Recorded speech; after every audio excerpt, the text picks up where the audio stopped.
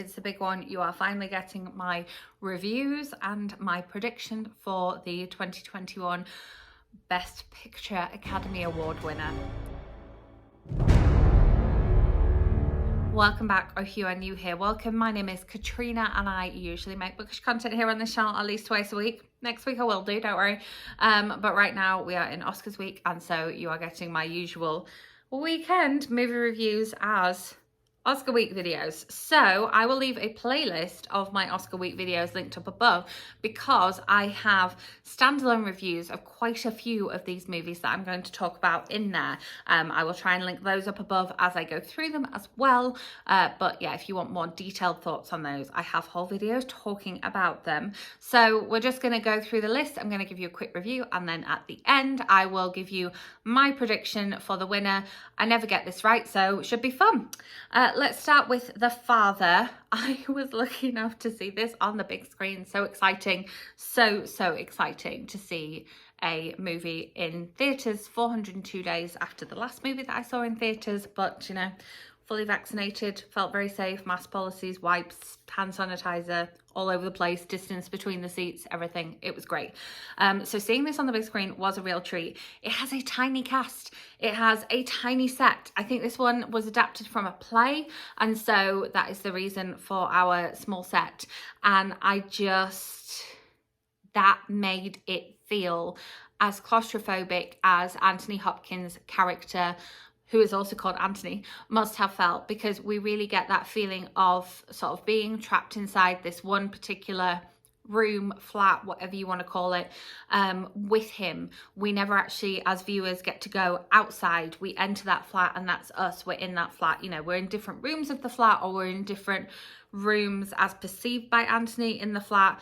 But yes, Anthony Hopkins has Alzheimer's. Olivia Colman plays his daughter, who is trying to do the best for him by getting him a carer, considering putting him into a facility.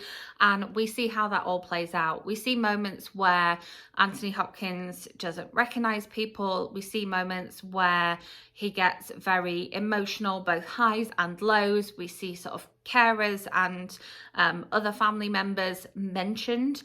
But yes, it is a very, very small cast. It's a little bit of a sort of who's who of British. We've got Rufus Sewell in there. We've got can't remember his name now. Just totally blanked on that one. But yeah, it's a very claustrophobic feeling film. Depending how you look at the film, you can kind of see that in Anthony Hopkins' mind, it basically takes place over just the one day, perhaps 2 days. But in real life, we know that that is a much longer span of time. And so the way that has been put together was fantastic. And all of these films kind of take on some form of social commentary. And this one, I think, does also highlight the fact that in the UK, carers, and especially carers for people who are elderly or have Alzheimer's or don't have someone else to care for them, are, you know, grossly undervalued and underpaid, and the things that they have to do and the people that they have to be for the person that they are caring for as well. And I think that that is probably a slightly unintentional takeaway that I got from the film, but definitely a takeaway for me. Then we have Judas and the Black Messiah, which follows Daniel Kaluuya playing the leader of the Chicago Black Panther chapter. One of the things I thought was really good was the fact that we have, it shows him doing the kind of like the work for the children in the community in Chicago, and the free breakfast program and things like that are mentioned in the One Night in Miami film, and also in the Trial of the Chicago 7 film. So it kind of like does tie in together. When we watched this one, we paid to download it from Amazon, and when we watched it, I think that if we'd watched this one first, it wouldn't have seemed as kind of like samey compared with those two films that I just mentioned, because I did feel like we're retelling an arm of the story that's come from a couple of people from those films too. And whilst, yes, it is great that we've got all this social commentary going on through these films, and these are Oscar nominated films, and I am so here for that. I did feel like it was kind of like picking up half of a story from what was going on in the trial of the Chicago 7, because that features a Black Panther leader, and then it picks up stuff that Malcolm X talks about in the One Night in Miami stuff, and so it kind of like feels like it was kind of feeding off of those, and it is one of the ones that's on the longer side as well. It is over 2 hours. I like the fact that we had our sort of undercover person in there being a Black person that's been put in there by a white FBI guy, and he was even talking about the fact that it's kind of a switch from something that had happened previously, and again, it's based on a true story, and so that's quite mind-blowing. It was very violent, it was quite loud, it was sometimes the violence to me seemed a little bit excessive. I'm quite glad I didn't see this one on the big screen, because I feel like I would have felt wrung out. I'm glad that I could kind of like take my eyes off the screen for a little bit when things were being very loud or very violent, as we were watching it at home. But yeah, aside from that, I can see what it was trying to do. On the other hand, watched Mank at home. I was excited for this one. It's one of those that, you know, you can do Netflix with the reminder, remind me when this comes live, and add it to my list. I was excited to watch it, and then started watching it. I was like, I don't like this. No, I do not like this. I enjoyed Citizen Kane, and so I was interested to see a bit of a background behind the writing of that and the working with Orson Welles. But no, this is one that I gave up on, and so that is kind of all the review that you need from me. Minari was an interesting one. We again rented this one from Amazon, and it was slow paced and quiet. Again, it's on the longer side, but still just shy of 2 hours.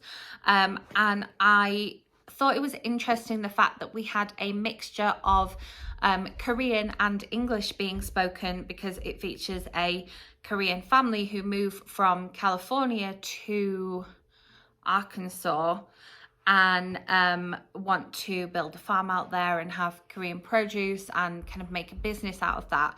I love the fact that we saw these people working so hard, and this guy working so hard to get this farm up and running and to provide for his family, and at the same time the kind of personal issues that were going on with his relationship with his wife and with his son, and health problems, and her mother and health problems. And yeah, it was interesting to watch. The cinematography was really quite beautiful. There was a lot of you know, the mood being set by the kind of lighting and the general tone of the scene. And it was definitely an interesting watch, and I like the fact that we have something being nominated in Best Picture rather than being in Best, you know, what is it, international feature film. I like the fact that it's made it into the Best Picture category, because I think it is something that came out as general release in cinemas and on video on demand, and so why shouldn't it be in Best Picture? This one did take home a couple of Golden Globes, and so it could be a strong contender, I think, definitely. I've not heard a lot of buzz around it though. I've not heard a lot of people personally that I know that have watched it, and so I think it could be a bit of a dark horse. Nomad Land is another one that's very quiet. The cinematography is very beautiful. It's very kind of like slow paced, and I found it really interesting. I'm not going to talk too much about this one because I have a full review of it, so I will leave that linked up above and you can go away and watch that video. I liked what it was doing. A lot of people have said that a lot of people have said that the representation of the Amazon warehouses on the screen were not sort of like true representations, and they could have done that a lot better. And I think that is interesting, and I think that, you know, future filmmakers and particularly future documentary filmmakers maybe need to think about something that showcases that on the big screen or small screen quite soon, because I would definitely be interested in seeing more about that. Then we have Promising Young Woman, which I also have a full standalone review for, so I will leave that linked up above.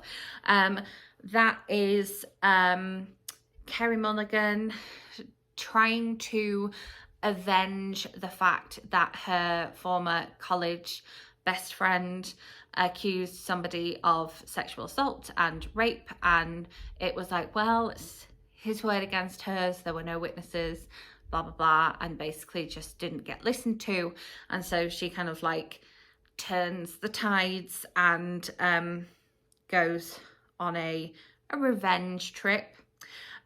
This film gets very dark.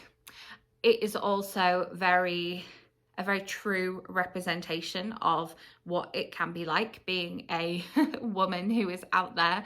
And especially, I really like the fact that she pretends to be intoxicated just to see how far these men will go.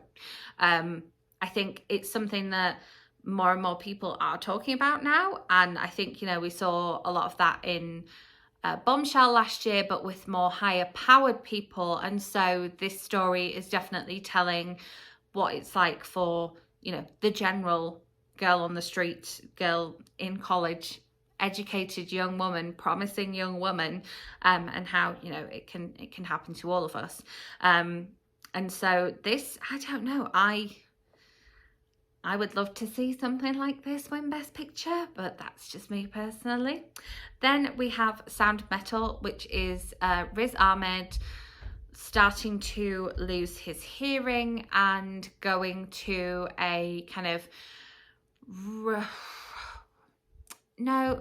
so he starts to lose his hearing and he goes to a sort of rehab, but there's also a rehab with lots of other deaf people, and so he learns ASL there, and you know, he learns to be part of the deaf community as well as part of the hearing community.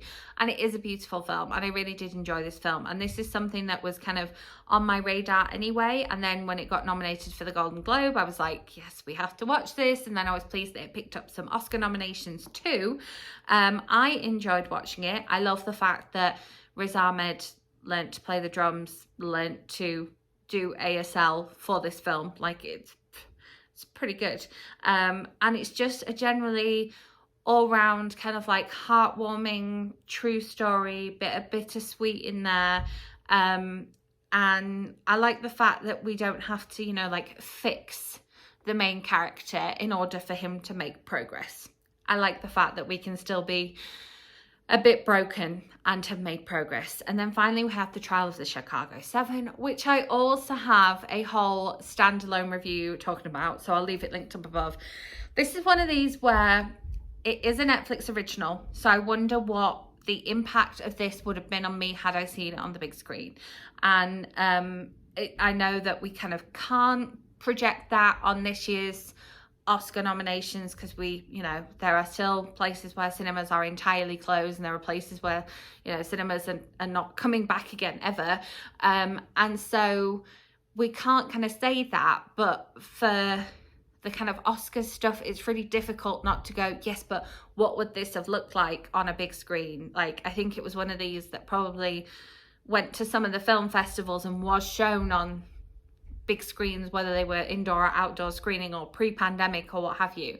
And yeah, I'm just not sure if this one would have held up as well on the big screen as it does as a Netflix streaming film that we can just click on and watch on the TV. And so, again, I like what it's doing in terms of the social commentary. I like the story that it told because I was not aware of that story before the film. And so I think it's a necessary film, but is it an Oscar Best Picture worthy film? Personally, I don't think so, but then that's just me, and I do go into this a little bit more in that full review if you want to go away and watch that one. So yeah, I personally, out of all of these films, I really enjoyed Promising Young Woman. I really enjoyed The Sound of Metal, and then I also really enjoyed Nomad Land. I would love to see Promising Young Woman take home the Oscar, but equally I would love to see one of these other films that tells the story with some other social commentary in there. I like the fact that we're tackling a lot of issues with just this list of 9 pictures. So yeah, I mean, I don't think that Promising Young Woman will do it, but that would be my personal choice. I could see Minari doing it. I could see the father doing it. I could see Judas and the Black Messiah doing it. It's a difficult one. It's a really odd one to think about this year because, you know, let me know in comments how many of these have you managed to see. I've only managed to see 3 of these by, you know, paying an awful lot of money to stream them, and I'm privileged in the fact that I'm fully vaccinated and so was able to go back to cinema and just catch The Father before it, you know, before the Oscars came on, and B, before, you know, it went away again because it's been out in the cinema for a while. So yeah, it's a really interesting one. It's very polarizing, the fact that Sound of Metal and Promising Young Woman, I believe, has just come onto Sky Cinema in the UK, but Sound of Metal, Trials of Chicago 7 and Mank are all streaming originals. And so yeah, where do we stand with that one? It's been an interesting year. As I say, let me know in comments which of these have you seen, and what would your choice be for tonight's ceremony. I'm very excited. As you are watching this, I will probably have already watched it, so keep an eye out on my Instagram, linked in the description box below, for some reactions from me as I'm watching. Thank you so much for watching. I'll be back to regularly scheduled bookish content next week, so make sure you are subscribed and hit that notification bell. Playlist of Oscars week videos will be linked for you just here in case you have missed any. If you enjoyed this video, give it a thumbs up, and I will see you with another bookish video next week. So thank you so much for watching.